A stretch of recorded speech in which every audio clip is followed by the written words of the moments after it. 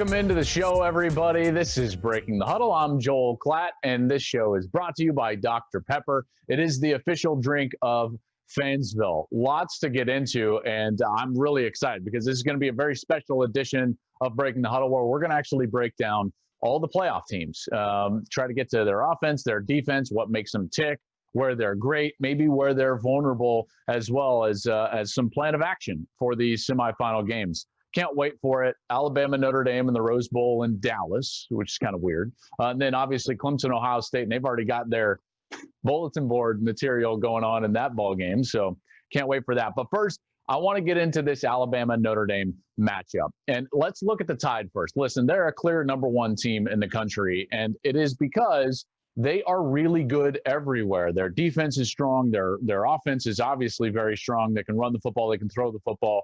Mac Jones has had a great year. Devontae Smith has had a great year. So I first wanted to start on the offensive side and just show you some of the things that make Alabama so difficult to defend. Let's start with their dynamic duo of Mac Jones and Devontae Smith.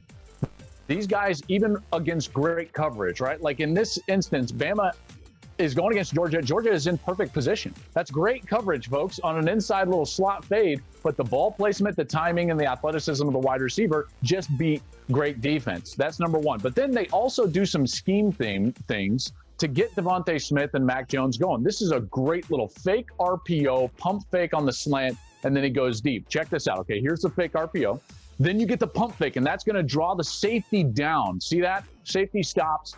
This is in the Iron Bowl against Auburn. Bam. Devontae Smith is gone. Can't defend it. And when they execute that well, it's really hard. Mac Jones, look at that pump. Great one-handed pump.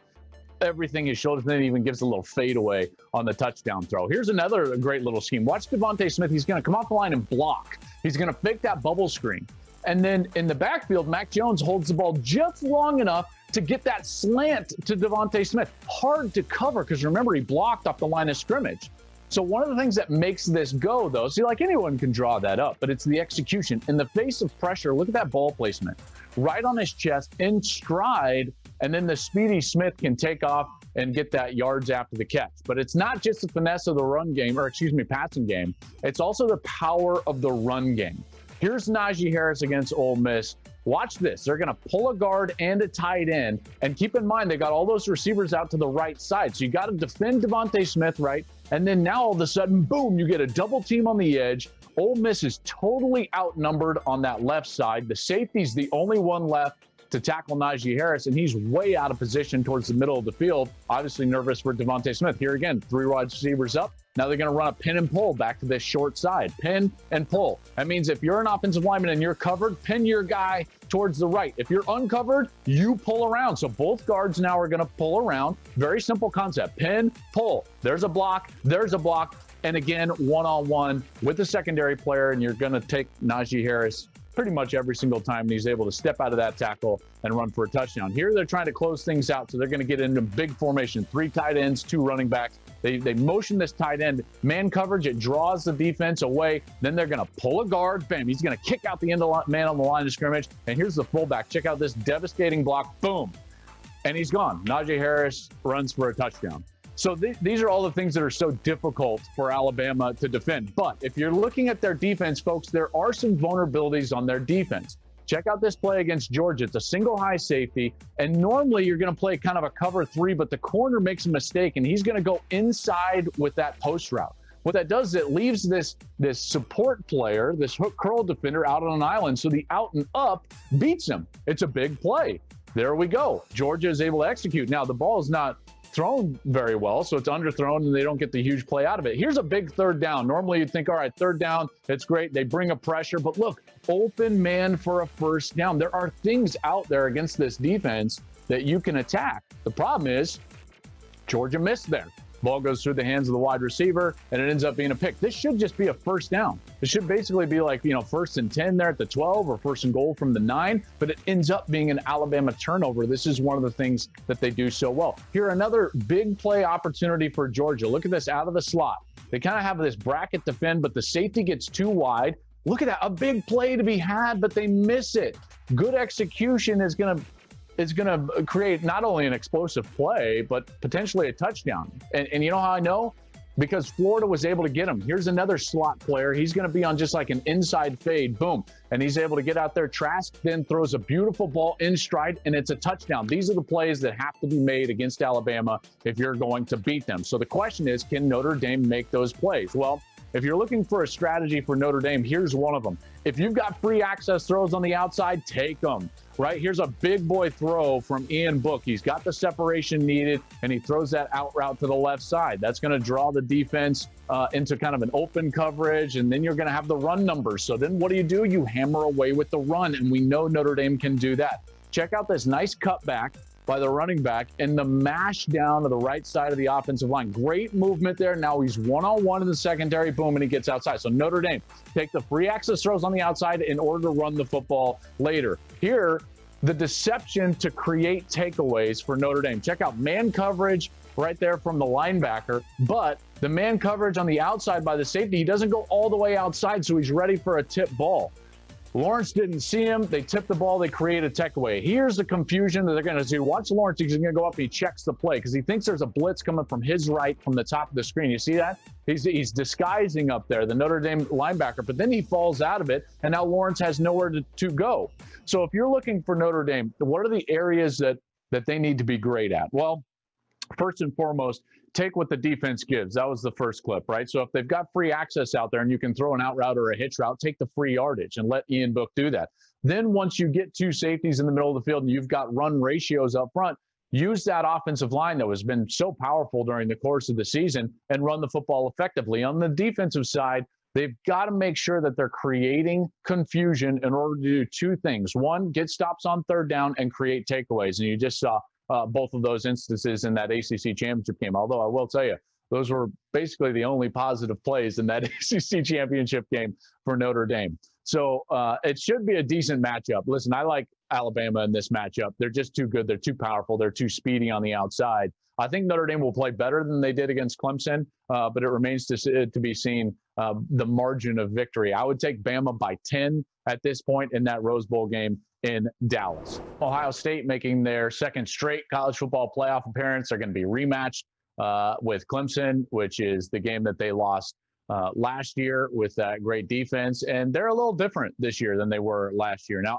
I happen to believe that they're not quite as dominant, and I'm going to show you the reason why, but they're also probably better offensively, and that's due to the late emergence of Trey Sermon. So we got a little of that coming up in this breakdown as well. Let's get into it right now. You can't talk about Ohio State without talking about Justin Fields, okay? And yes, they use their playmakers everywhere, but watch Fields and his ability. Here, they got a couple of tight ends. They've only got 4 defenders to go against on that side, and they've got 4 blockers available. So they've got the ratios necessary.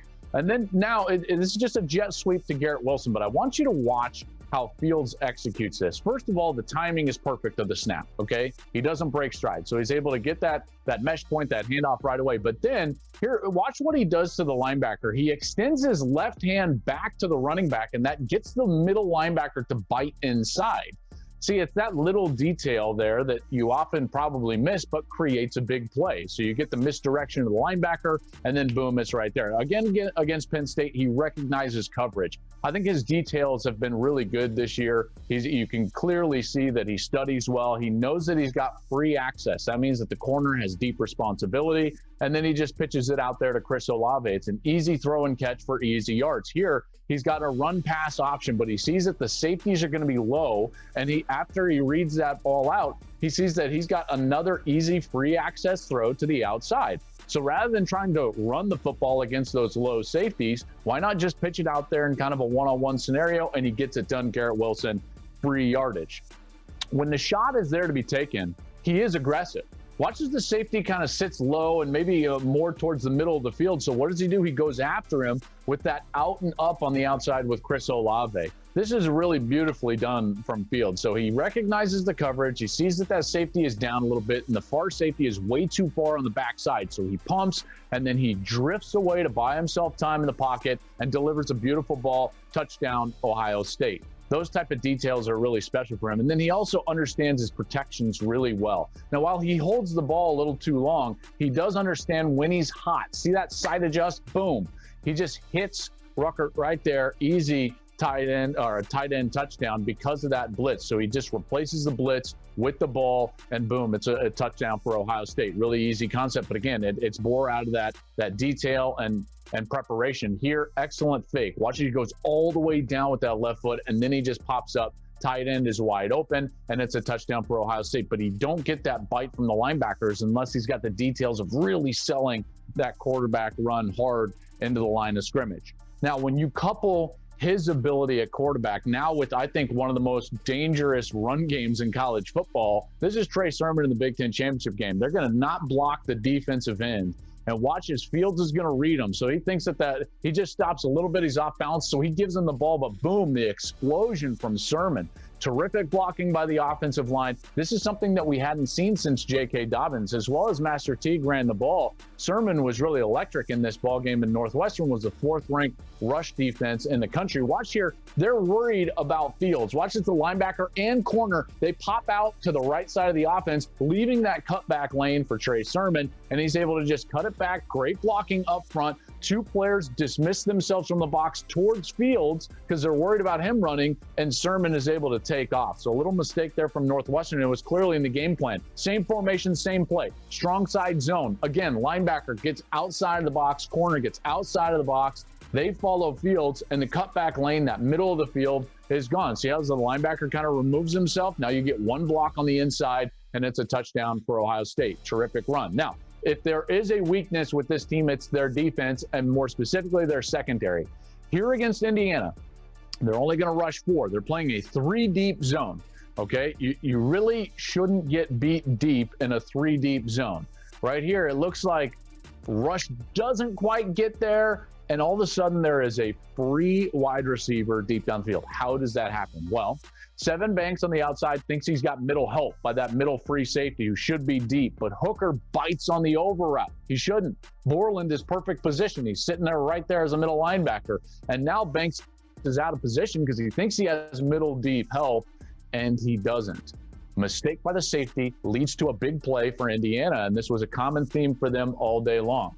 Here, they're going to have another 4-man rush that's not quite going to get there. They're going to motion the back out, and the linebacker follows. That tells you it's man-to-man coverage. Man-to-man coverage. You can see it across the board right there. There's 1 deep safety.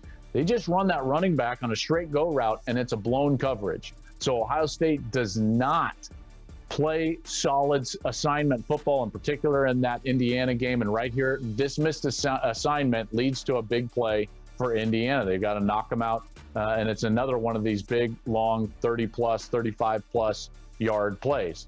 Here again, 4-man rush, which is not going to quite get to Michael Penix. It's a 3-deep zone behind it. And what do? They have a little cross release with their wide receivers, and you're going to see Ty Freifogel wind up wide open again.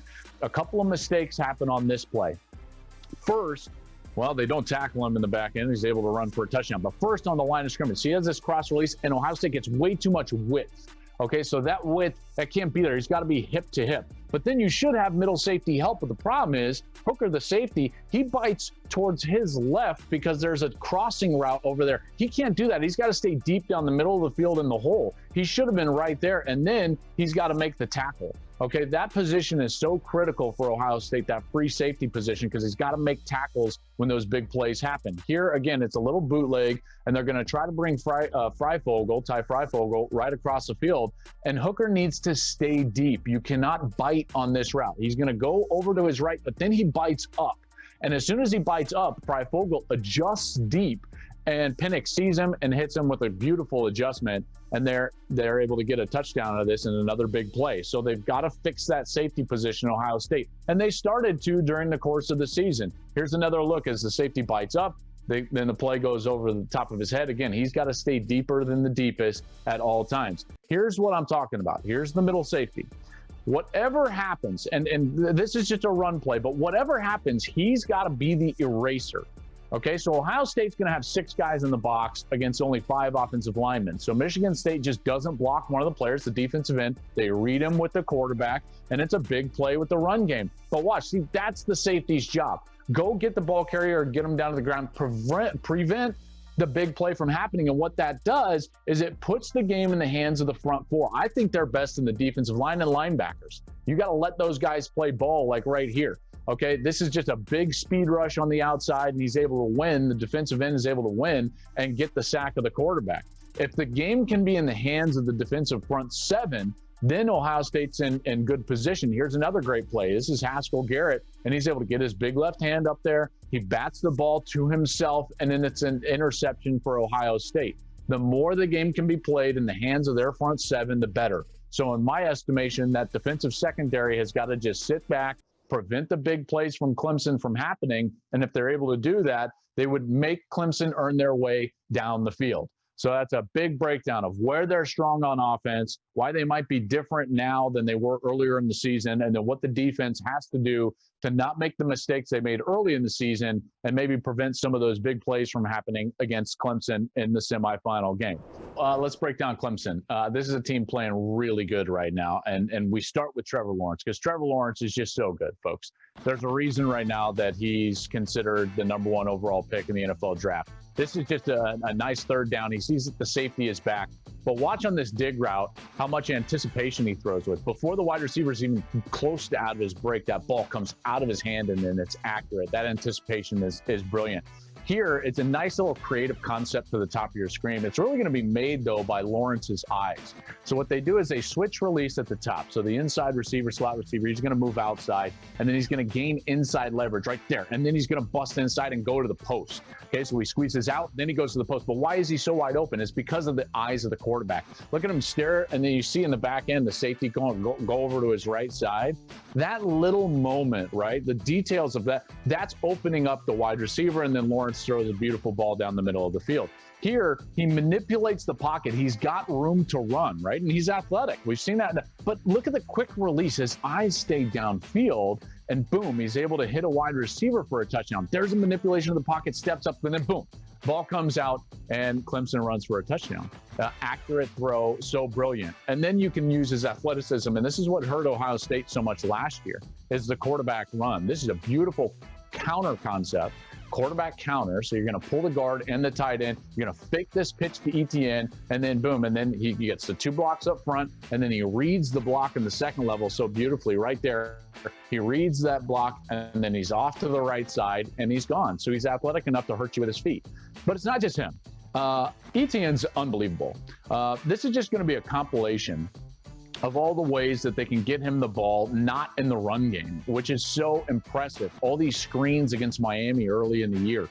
And he's so explosive when he gets the ball in his hands. He's so good at running these screens. In fact, they called 8 different screen passes to him in the first half alone against Miami that night, getting him the ball in as many ways as possible. And that's what's so difficult in defending them. Then it's their defense, okay? And their defense, folks, they do so many different things with their defensive front. So this was a traditional 4-3 look. The linebacker walked out, okay? So that's a really traditional look, 4-3. Now they're going to have what looks like kind of be like a 4-man front, but watch as they shift. There's a shift, and the linebacker walks up into the line of scrimmage, and now they've got 4 players just on one side of the ball. They slant them, but there's some confusion up front. Book has to run out of there, and they get a nice defensive play there. Here's another one where they got wide defensive ends and wide 3 techniques. Those defensive tackles are wide, and then they bring pressure from that outside, and they're able to get home. So they overload the edges of the offensive line. That's another front. It provides a lot of confusion. Here, they line up in basically a bear front where they got 5 guys along the line of scrimmage, and they're trying to cover up every offensive lineman, and now you're in a man-to-man situation where you've got to block everybody. It's really creative stuff, and that's one of the reasons it's so difficult to face Brent Venables and that Clemson defense. So it should be an amazing matchup like we saw last year. Clemson and Ohio State face off on Friday, January 1st in the All-State Sugar Bowl. All right, time to get to our picks, my picks for the college football playoff. And we start in the Rose Bowl game. Disappointing that it's not going to be in the Rose Bowl, but they made the right call moving this game to Dallas. Alabama against Notre Dame. Listen, Notre Dame has had a great year, and I like Notre Dame. I think that they belong in the playoff. So this is not about them not belonging in the playoff. but I think that Alabama is just too good. We see how good their offense is. Their defense is coming along. So I like Alabama in this game. I like them by 10. I like it's somewhere in the like 42-32 range. I think that Notre Dame might get a couple of late scores. I don't think that this is going to be all that great of a game, but Alabama wins that one and moves on to the national championship game. The game that's going to be much more competitive and I think maybe even more interesting is this Clemson-Ohio State rematch. We already see the fireworks, right? Dabo and Ryan Day kind of going after each other. And Dabo putting the Buckeyes 11th in his coaches poll, which is crazy. But, you know, to each their own. In this ball game, I think Clemson is probably the better team this year. Okay, Ohio State has some weaknesses in that defensive secondary, but the run game and the ability to protect that defense, I think, is going to be a huge deal in this game. So watch for Trey Sermon to get the ball early and often. Remember, J.K. Dobbins was having a good day before he banged up that ankle in that last year's semifinal. I'm going to go with Clemson by 3. I think it's a great game. 35-32. The Clemson Tigers move on, and it's going to be Bama and Clemson again in the national championship. I appreciate you watching here with us. This has been Breaking the Huddle. I'm Joel Klatt. This show, as always, is brought to you by Dr. Pepper, the official drink of Fansville. Enjoy the college football playoff, everyone.